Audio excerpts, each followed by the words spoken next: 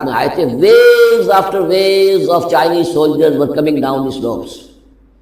لہروں کی طرح موجوں کی طرح چلے آئے.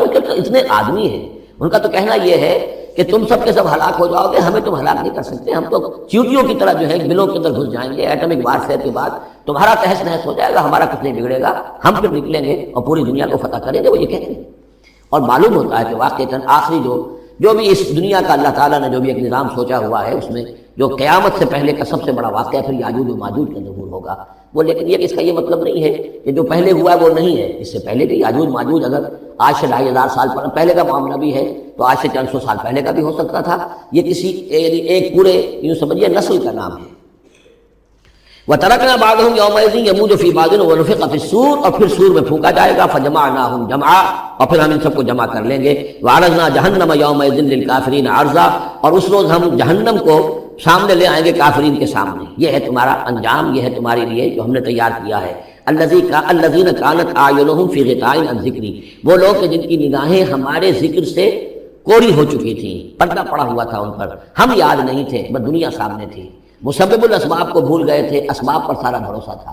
مادی اسباب و وسائل, مادی نعمتیں, مادی مال و اسباب, مادی چیزیں جو ہیں, یہی کی چمک دمک, یہی کی رونقیں, یہی کی شان اور شوکت, اسی کے پیچھے پڑے ہوئے تھے. وَكَانُوا لَا يَسْتَطِيعُونَ سَمْعًا, اور وہ سماعت سے بھی بہرہ مند نہیں رہے تھے, اب سن بھی نہیں سکتے تھے, حیوانوں کا سا سننا سنتے تھے. اب یہ آخری رکوع آ گیا سورہ مبارکہ کا. اس میں یہ مضمون ایک اور تیکھے انداز میں آ رہا ہے کہ دنیا کی زندگی میں جب انسان گم ہو جاتا ہے تو در حقیقت یہی سب سے بڑی گمراہی ہے, اور یہی سب سے بڑا کفر ہے, اور یہی سب سے بڑا دجل ہے کہ دنیا نے آپ کو آخرت سے غافل کر دیا, دنیا نے آپ کو اللہ سے غافل کر دیا. یہ دنیا اور اس کی چمک دمک سے آپ اتنے متاثر ہوئے, گرویدہ ہوئے, اور اس عروس ہزار داماد کے ایسے عاشق ہوئے کہ آپ اللہ کو بھول گئے. یہ دجل ہے اصل, دجالیت یہ ہے اصل. باقی ایک شخص دجال وہ ایک الگ جگہ ہے اپنی جگہ پر جس کا فتنہ آنا ہے, اور اس کے ضمن میں بھی میں نے عرض کیا تھا کہ میری کچھ تحقیق ہے, لیکن میں ابھی اس کو روک رہا ہوں. مزید اس کی توثیق جب مجھے ہو گئی تو پھر میں وہ باتیں بیان کروں گا, اس لیے کہ اس مسئلے میں علماء کے مابین کافی شدید اختلاف ہے.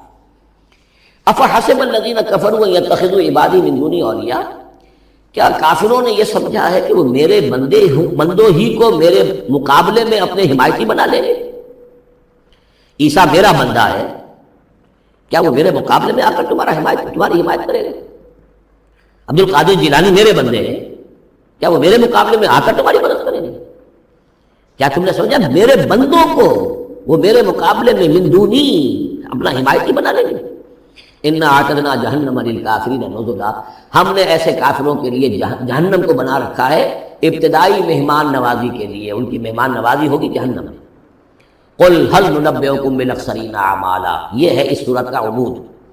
جو میں نے کہا تھا کہ پہلے رکوع کے اندر انا جعلنا ما علی الارض زینۃ لها لنبلوہم ایہم احسن عملا, یہ سمجھیے کہ ایک کھوٹا تو وہاں گڑا ہوا ہے, دوسرا کھوٹا یہ ہے قل هل ننبئکم بالاخسرین اعمالا, کہیے ان سے کہ ہم تمہیں بتائیں اپنے عمل, اپنی محنت, اپنی جد و جہد, بھاگ دوڑ, اپنی سعی جو ہے اس کے اعتبار سے سب سے زیادہ گھاٹے میں کون ہے؟ محنت تو ہر ایک کر رہا ہے, جیسے کہ حضور نے فرمایا کلو نفس یغدو فبائع نفسہ, ہر انسان صبح ہوتی ہے تو اس کے بعد سے اپنے آپ کو بیچنا شروع کر دیتا ہے, اپنا وقت بیچ رہا ہے, اپنی صلاحیت بیچ رہا ہے, اپنی انرجی بیچ رہا ہے, اپنی اور ذہانت بیچ رہا ہے, شام تک بیچتا رہتا ہے اپنے آپ کو, کچھ کما کر لاتا ہے, بیچ کر اپنے آپ کو کچھ لے کر آتا ہے. تو یہ انسان جو ہے اس درجے اپنے آپ کو دنیا کے لیے انہوں نے بیچ دیا ہے, اور ہم آ کر اسی کے لیے گم ہو گئے ہیں. لیکن اس بیچنے میں انہیں نفع کچھ نہیں ہے, نقصان ہی نقصان ہے. سب سے زیادہ خسارے میں کون ہے؟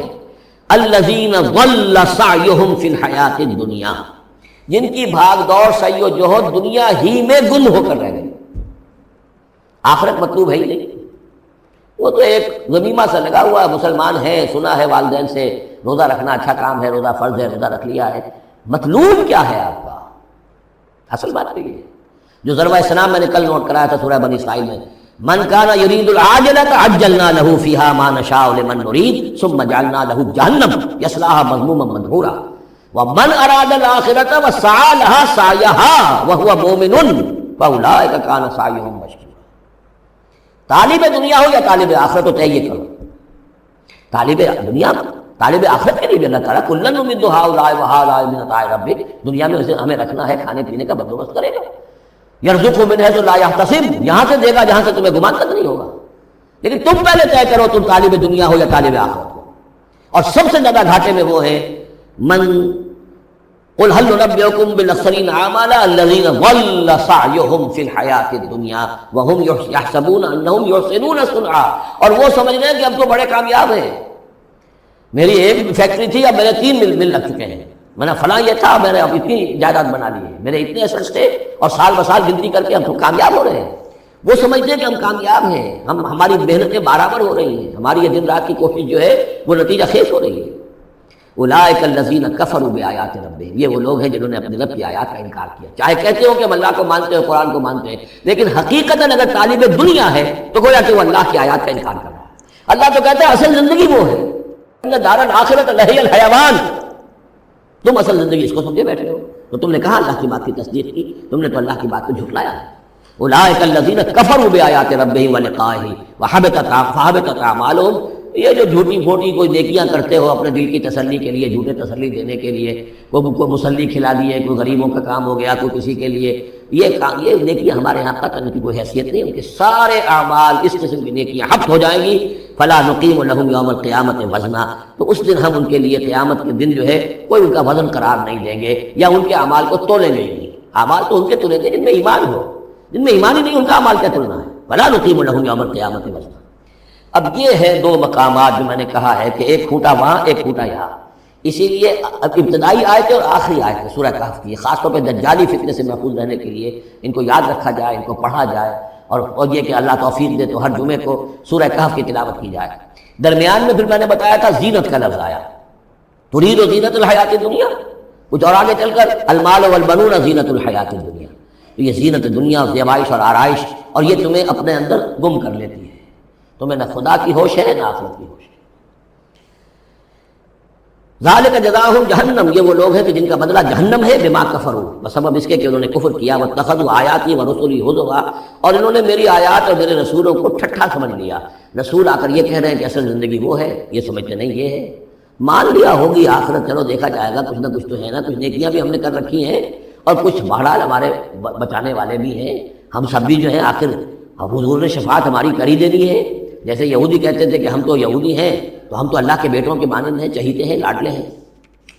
اب وہ آخری حصہ ان الذین آمنوا، جب ان کفار کی کیفیت یہ ہے، اور کفار سے مراد یہاں پر وہ منکر نہیں ہے، وہ کفار ہیں جو حقیقت کے اعتبار سے طالب دنیا بن گیا، چاہے اس نے لیبل اسلام کا لگا رکھا ہو، مسلمانوں کا وہ بہت بڑا لیڈر ہو، قائد ہو، کچھ بھی ہو، جو طالب دنیا ہے فی الواقع وہ ہے در حقیقت جو اصل کافر ہے، جس کو کہ ایک بزرگ کا قول جو ہے بہت اس سے بعد مجھے یاد آیا ہے کہ جو دم غافل سو دم کافر۔ اسی طرح جو شخص طالب دنیا ہے حقیقت میں وہ کافر ہے، قانوناً وہ مسلمان ہوگا، مسلمان ہو، مسلمانوں کا لیڈر ہو، وہ پیر ہو، وہ بڑا عالم ہو، کچھ بھی ہو، لیکن طالب دنیا، اصل طالب دنیا کا ہے یا آخرت کا، یہ طے کرنے والی بات ہے۔ ان الذین آمنوا وعملوا الصالحات کانت لهم جنات الفردوس نزلا، اس کے برعکس وہ لوگ جو ایمان لائے، جنہوں نے نیک عمل کیے، ایمان کے سارے تقاضوں کو بھرپور طور پہ ادا کیا، یہ وہ لوگ ہوں گے جن کے لیے ٹھنڈی چھاؤں والے باغات ہوں گے، ان کے وہاں پر مہمان نوازی نزل ہوگی، نزل ابتدائی، بڑی اونچی جو ہے اس کائنات کے اندر گیلیکسیز ہیں، کہاں کہاں پہ جنتیں ملے گی، اہل جنت کو اس کا تصور بھی نہیں کر سکتے۔ اس میں تو یہاں تک آتا ہے کہ ایک اوپر کے درجے والے کو نیچے درجے والا جنتی ایسے دیکھے گا جیسے تم زمین پر بیٹھ کے ستاروں کو دیکھتے ہو۔ یہ پوری کائنات آخر کس لیے بنائی ہے اللہ نے؟ کتنے اور سیارے ہیں اور کتنی اور جگہ ہوں گی، کہاں کہاں اللہ تعالیٰ جو ہے جنتیں دے گا، لیکن پہلی نزول جو ہے یہی ہونا ہے، اسی زمین پر، قصہ زمین برسر زمین۔ خالدین فیہا، اس میں وہ ہمیشہ ہمیشہ رہیں گے، لا یبغون عنہا حولا، اور ان کے لیے، اور پھر وہ نہیں چاہیں گے کہ اس سے ان کو کہیں اور بھیج دیا جائے، یعنی یہ کہ جنت ایسی جگہ نہیں ہے جہاں جی اکتا جائے۔ آپ دنیا میں تو اچھی سے اچھی جگہ کا تصور کریں، مستقل رہنا پڑے گا تبھی تو اکتا جائے گی۔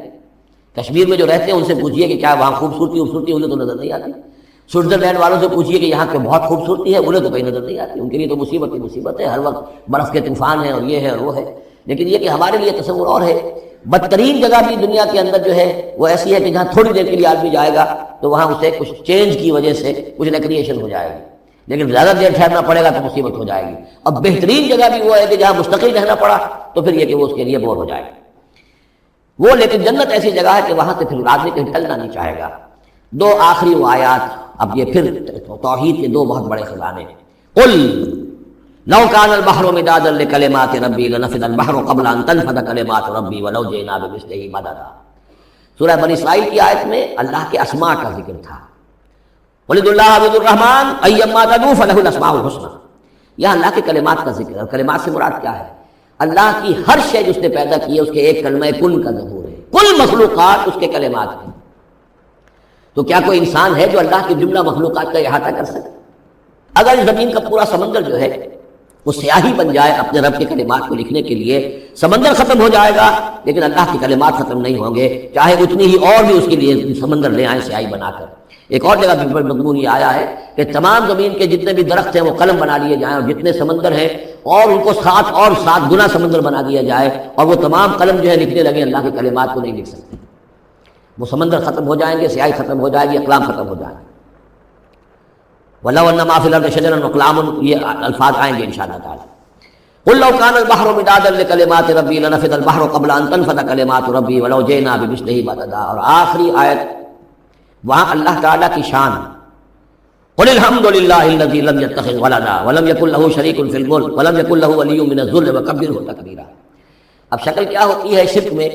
یا تو اللہ کو اوپر سے اتار کر نیچے لے آتے ہیں، انسانوں کی صف میں مخلوقات کی صف میں کھڑا کر دیا، یا انسانوں میں سے کسی کو اٹھا کر اور خدا کے برابر کر دیا، وہاں اس کی نفی ہے اللہ کا بلند مقام۔ یہاں انسانوں کو کہیں خدا کے برابر شریک نہ کر دو، تو یہاں فرمایا قل انما انا بشر مثلکم، اے نبی کہہ دیجئے میں بھی تمہاری طرح کا ایک انسان ہوں۔ یوحی الی انما الہکم الہ واحد، مجھ پر وحی کی جا رہی ہے کہ تمہارا الہ ایک الہ ہے، اکیلا ہے۔ فمن کان یرجو لقاء ربہ، تو دیکھو جو کوئی بھی اپنے رب سے ملاقات کا امیدوار ہو، فلیعمل عملا صالحا، اسے عمل کرنے چاہیے نیک، ولا یشرک بعبادت ربہ احدا، اور اپنے رب کی عبادت میں کسی کو شریک نہیں کرنا چاہیے۔ عبادت خالص اللہ کی ہو، توحید عملی، لا تعبدوا الا اياه، قضى ربك الا تعبدوا الا اياه وبالوالدين احسانا۔ یہ کہ جیسے حضرت مسیح کو خدا بنا دیا، یا فرشتوں کو خدا کی بیٹیاں بنا دیا، یا جیسے ہمارے ہاں بھی میں نے آپ کو شعر سنایا تھا، وہی جو مستوی عرش تھا خدا ہو کر اتر پڑا وہ مدینے میں مصطفیٰ ہو کر، اب محمد رسول اللہ صلی اللہ علیہ وسلم کو خدا بنا دیا، یا یہ کہ حضرت علی کو خدا بنا دیا۔ ہر چند علی کی ذات نہیں ہے خدا کی ذات، لیکن نہیں ہے ذات خدا سے جدا علی۔ اور غالب صاحب کہتے ہیں کہ مشغول حق ہوں بندگی ابو تراب میں، میں جب حضرت ابو تراب حضرت علی کی بندگی کرتا ہوں تو میں گویا کہ در حقیقت اللہ کی بندگی کر رہا ہوں۔ اور یہاں آغا خانیوں میں جو ہے 10 اوتار ہیں حضرت علی، 9 اوتار ہندوؤں کے پہلے تھے، 10ویں اوتار حضرت علی ہے، تو یہی کچھ ہوتا ہے۔ قل انما انا بشر مثلکم یوحی الی انما الہکم الہ واحد فمن کان یرجو لقاء ربہ فلیعمل عملا